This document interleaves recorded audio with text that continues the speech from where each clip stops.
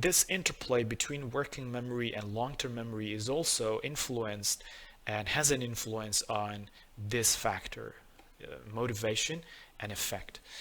Um, I give an example here.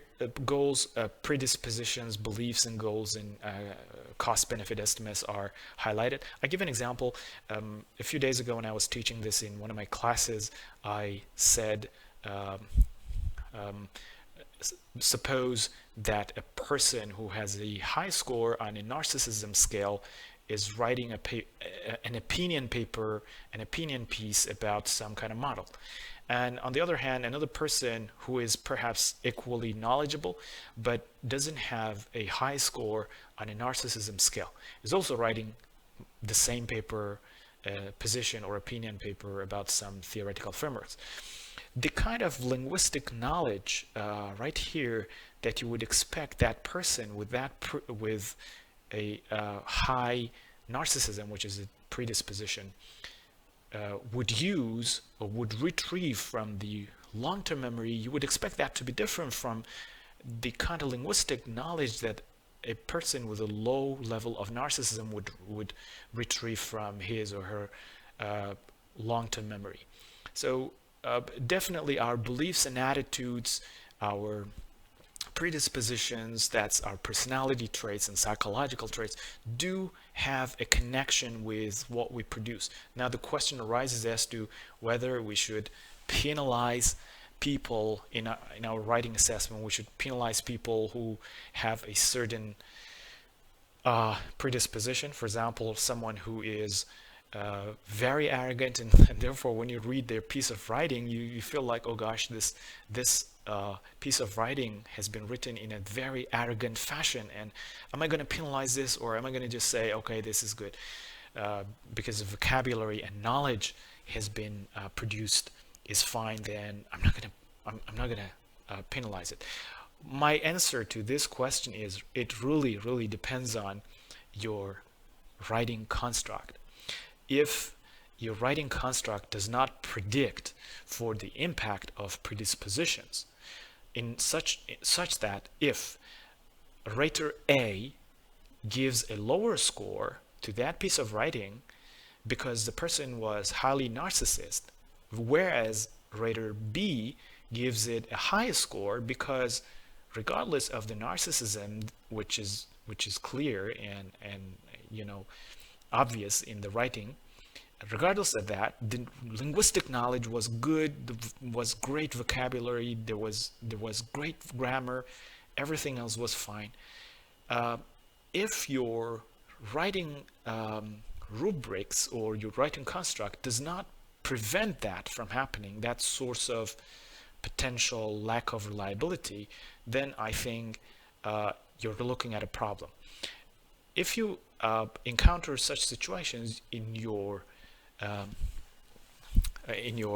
assessment system or in your assessment rubrics, you should explicitly state that if you encountered these kinds of writing as a rater, what you are supposed to do, so that you will just prevent another source of variation in the test scores that are not that is not related to the writing ability of the student, but is related to the opinion of the rater about that piece of writing. The opinion really is very important because it's something personal and it can affect the test score. So, a long story short, if you feel that some of the predispositions of your students might affect their writing score in one way or another because those predispositions have an interplay with the opinions of raters, you must make sure to put in explicit statements in your writing rubrics to prevent that from happening. Then what those writing statements are, I think that all depends on the goal of writing.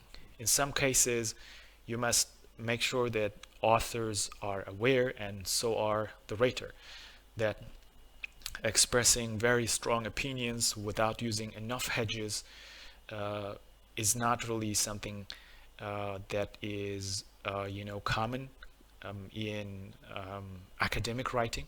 Academic writing has always some sense of how to put it, some kind of modesty in it. Therefore, very arrogant opinions are not welcomed by any community, really, in any science. Therefore, if you're developing a rubric, a writing rubric for that kind of assessment, perhaps arrogance and high levels of narcissism probably will be punished. That's just one example to give you. And the last thing I would like to elaborate here is the fact that Hayes has put in or included another dimension here. That's the dimension of reading.